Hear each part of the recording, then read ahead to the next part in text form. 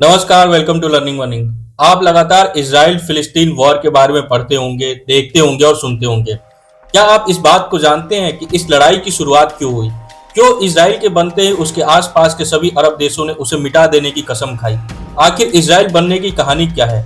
Israeli या यहूदी अपने देश के लिए हजारों सालों से कोशिश कर रहे थे कि उनको एक ऐसी जगह मिले जहां पे वो सुरक्षित रहे, जहां वो पीसफुली रह सके। लेकिन उनकी असली कहानी शुरू होती है 19वीं सदी में, जब वो यूरोप में चारों तरफ फैले हुए थे और यूरोप में हर ओर उनके साथ डिस्क्रिमिनेशन होता था, हर ओर उनको मारा जाता था, उत्पीड़न किया जाता था। उसी समय फ्रांस में रहने वाले थियोडोर हर्जल ने जायनिज्म का कॉन्सेप्ट दिया। उनका मानना ये था कि यहूदियों की प्राचीन भूमि, जिसे बाइबिल में जायन कहा जाता था, यानी फिलिस्तीन, उनकी नई शुरुआत हो सकती है। उस समय फिलिस्तीन जो था वो ऑटोमन साम्राज्य का हिस्सा था, जहां अरब, मुस्लिम और यहूदी अल्पसंख्यक थे और साथ साथ रहते थे। हर्जल ने जायनिज्म के कॉन्सेप्ट को आगे बढ़ाने के लिए 1897 में एक जायनिस्ट कांग्रेस की बैठक बुलाई और उन्होंने उसमें डिमांड किया कि हम यहूदियों को अपना देश चाहिए और वो देश फिलिस्तीन होगा। पहले कांग्रेस के बाद जो यहूदी परिवार थे वो धीरे धीरे फिलिस्तीन की ओर आगे बढ़ने लगे और फिलिस्तीन में यहूदियों का पॉपुलेशन बढ़ने लगा। ये सारी चीजें हो रही थी, तब तक वर्ल्ड वॉर वन शुरू हो गया और वर्ल्ड वॉर वन में ऑटोमन एम्पायर की हार हुई। आप सबको पता है कि उसमें इंडियन सोल्जर जो थे उन्होंने बहुत बड़ा इंपॉर्टेंट रोल प्ले किया था और इसलिए उनकी बहुत रिस्पेक्ट की जाती थी। इसके बाद ऑटोमन एम्पायर सरेंडर करता है और फिलिस्तीन का एरिया ब्रिटेन के अंडर आ जाता है। फिलिस्तीन के ब्रिटेन के हाथ में आने के बाद ब्रिटिश सचिव आर्थर जेम्स बॉल्फोर ने एक घोषणा की, जिसे बॉल्फोर घोषणा कहा जाता है।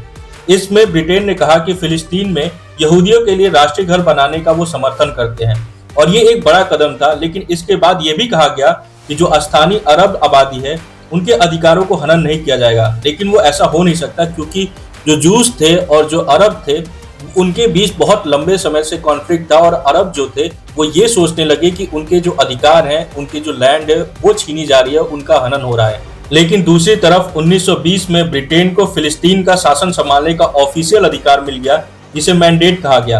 अगले कुछ दशकों में यहूदी आबादी बढ़ती गई और साथ ही हिंसा और विरोध भी बढ़ने लगा। अरब समुदाय को लगता था कि उनकी जमीन छीनी जा रही है, जबकि यहूदी ये सोचते थे कि वो अपने प्रॉमिस लैंड पे वापस आ रहे हैं, वो अपने अधिकार पा रहे हैं फिर से। अरब और यहूदियों के बीच में जो कॉन्फ्लिक्ट था वो चलता रहा। कई बार ब्रिटिश गवर्नमेंट ने यहूदी और अरब के राइट्स को रोकने के लिए वहां पे इमरजेंसी लगाई और ये सारी चीजें जो थी वो कंटिन्यूअस चलती रही। लेकिन इसके बाद यूरोप के अंदर जो पॉलिटिक्स थी फिर से धीरे धीरे चेंज होने लगती है। नाजी जर्मनी का उदय होता है और 1933 में हिटलर को चांसलर अपॉइंट किया जाता है।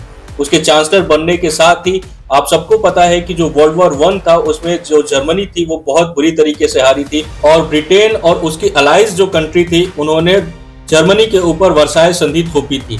इसके बाद जब हिटलर आता है तो हिटलर सबसे पहले वर्साई संधि को फाड़ के फेंकता है और उसके हिसाब से जर्मनी के वर्ल्ड वॉर वन में हारने के जो सबसे बड़े जिम्मेदार थे यहूदी, उनको टारगेट करना शुरू करता है। अपने पॉलिसीज के थ्रू और अपने प्रोपोगेंडा के थ्रू उनको एक्सप्लॉइट करना शुरू करता है और उनको कंसंट्रेशन कैंप्स में ले जाके यातना देना शुरू करता है। जब वर्ल्ड वॉर टू खत्म होता है तो जब यूएस की जो फोर्सेज है वो जब सिविल्स में पहुंचती है, तो जब वो पिक्चर दुनिया के सामने आती है तो पूरी दुनिया हिल जाती है उस पिक्चर को देख के। उसका एक क्लिप है, आप इस वीडियो के अंदर देखिए।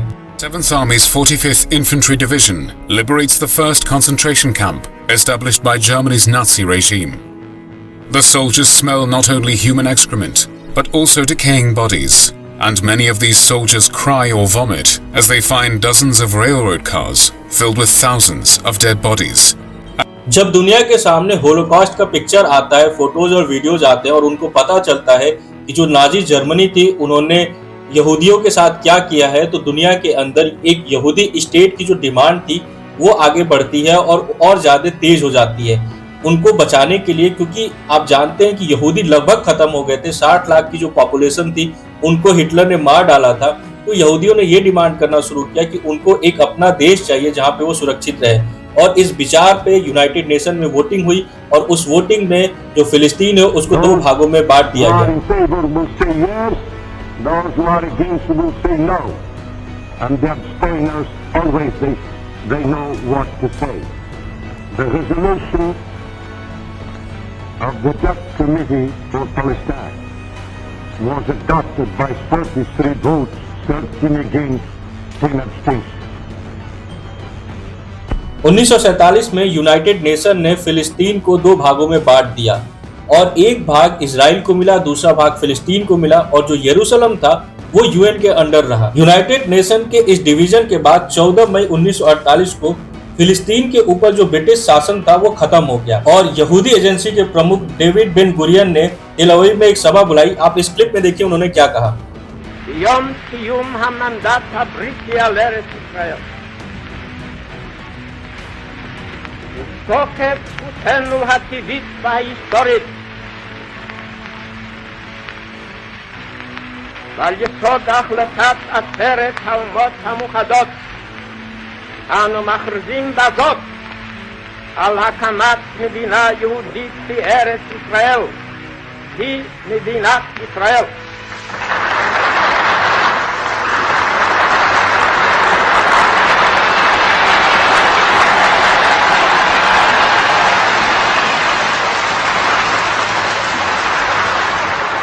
आपने क्लिप के अंदर देखा कि डेविड बिन गुरियन ये घोषणा करते हैं कि आज से इजराइल एक स्वतंत्र राष्ट्र है। आप सोचिए कि एक कंट्री जो हजारों साल से यहूदी लोग जो एक देश के लिए लड़ रहे थे वो फाइनली उनका जो सपना था वो पूरा हो गया और यूएस ने इसको सबसे पहले रिकॉग्नाइज किया एज ए स्टेट। लेकिन यहूदियों की जो प्रॉब्लम थी वो अभी खत्म नहीं होने वाली थी। जैसे ही ये न्यूज जो है वो बाहर आई, उसके आसपास के जो अरब स्टेट थे, इजिप्ट, जॉर्डन, सीरिया और लेबनान, उन्होंने घोषणा किया कि वो इजराइल को खत्म कर देंगे, उसका नामो निशान मिटा देंगे। इसके बाद इजराइल के ऊपर इन चारों देशों ने अटैक किया। दक्षिण से इजिप्ट ने अटैक किया और उन्होंने नेगेव रेगिस्तान पर कब्जा करने की कोशिश की। पूर्व में जॉर्डन की सेना यरूशलेम पर चढ़ाई कर रही थी तो उत्तर से सीरिया और लेबनान की सेनाएं गलील क्षेत्र पर हमला कर रही थी।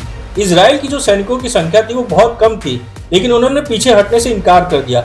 हर घर में, हर गली में युद्ध का मैदान बन गया। तेल अवीव में नागरिकों ने भी हथियार उठा लिया। इजरायली सेना अपने सीमित रिसोर्स लेकर मोर्चा संभाल रही थी। एक तरफ प्रशिक्षित और भारी हथियारों से लैस अरब सेनाएं थी और दूसरी तरफ संघर्ष की भावना से लबरेज यहूदी योद्धा। यरूशलेम जो यहूदी और अरबों दोनों के लिए एक पवित्र शहर था, युद्ध का केंद्र बन गया। जॉर्डन की सेनाएं यरूशलेम के पुराने शहर में घुस गई और यहूदियों को बाहर निकालना शुरू कर दिया।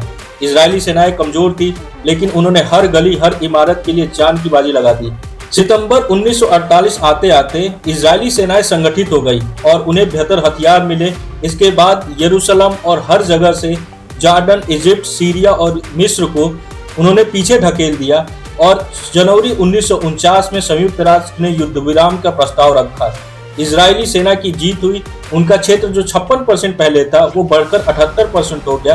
अरबों को भारी नुकसान उठाना पड़ा, लाखों फिलिस्तीनी शरणार्थी बढ़ गए और यरूशलेम जो था वो दो भागों में बंट गया। पश्चिमी भाग इजराइल के पास गया और पूर्वी भाग जो है वो जॉर्डन के पास गया। अरब देश इस हार से बहुत बौखलाए हुए थे और उन्होंने आगे चल के फिर से इजराइल के ऊपर अटैक किया। इसके बारे में हम अगले पार्ट में बात करेंगे।